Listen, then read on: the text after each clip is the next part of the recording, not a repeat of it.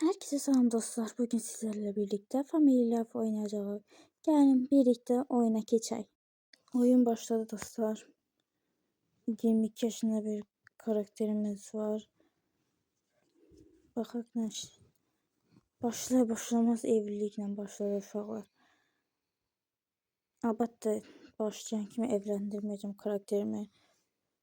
28 yaş, 6 yaş fark var. Ben bunu lavaya etdirməliyəm. Bu göy qurşağı pis bir şeydir, ona hiç daymayacağım. İngilis dilindəydi. Mən də Türk dilini axtarıram. Azərbaycan dili olmadığı üçün məcbur. Nə gəldi? Tapşırıq. Mən yaxşı bir müəllim aldığım üçün az tapşırıq verəcəm. İş yükünü azaldım. Əla.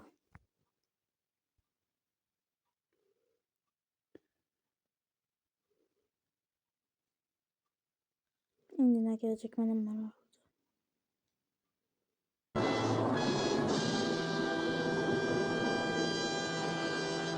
Həkim. Başqa çarəsi yoxdur. Sadəcə həkim. Ailə içi şiddət. Dərhal polis. Dərhal polisə zəng eləmək lazımdır. Aferin.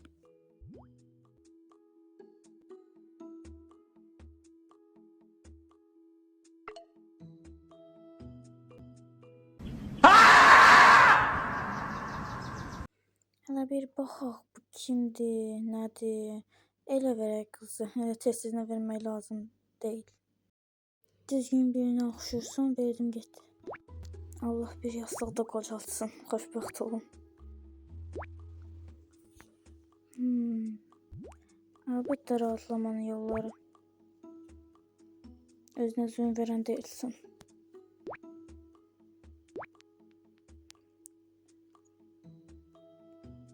Doktora danışmaq məncə ən yaxşısı ola bilər.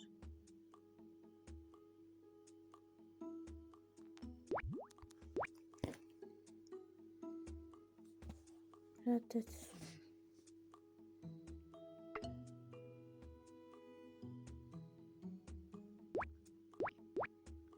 Öncə X-ray istənsin.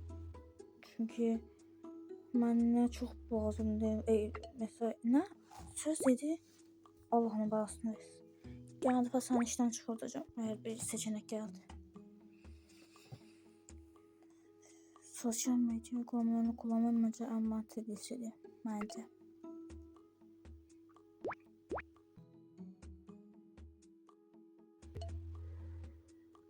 Məncə buna evet demənin vaxtı gəlib. Yes, bir kız. Məncə nazlı olsun. Adı. Ne geçen çok şirin bir aile olduk. Neyse, o kadar ne olur. Aha, istifa et. İstifa.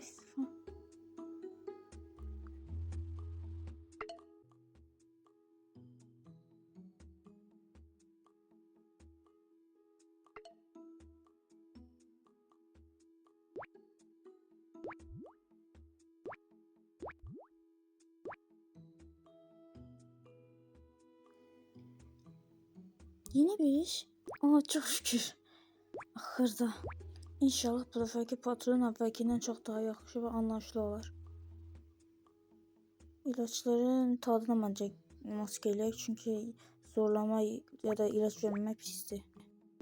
Özümü tərifləmək kimi olmasın, amma uşaqlar necə davranmalıdır çox yaxşı bilirəm. Bu patron da həminki kimidir.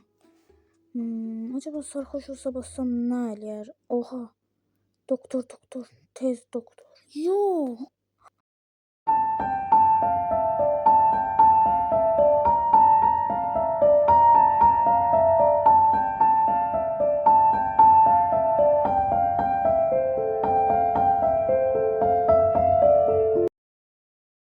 Çox üzüldüm. Bu qədərini gözləmirdim. Yəni belə tez öləcəyini gözləmirdim. Yəni nə deyə bilərəm?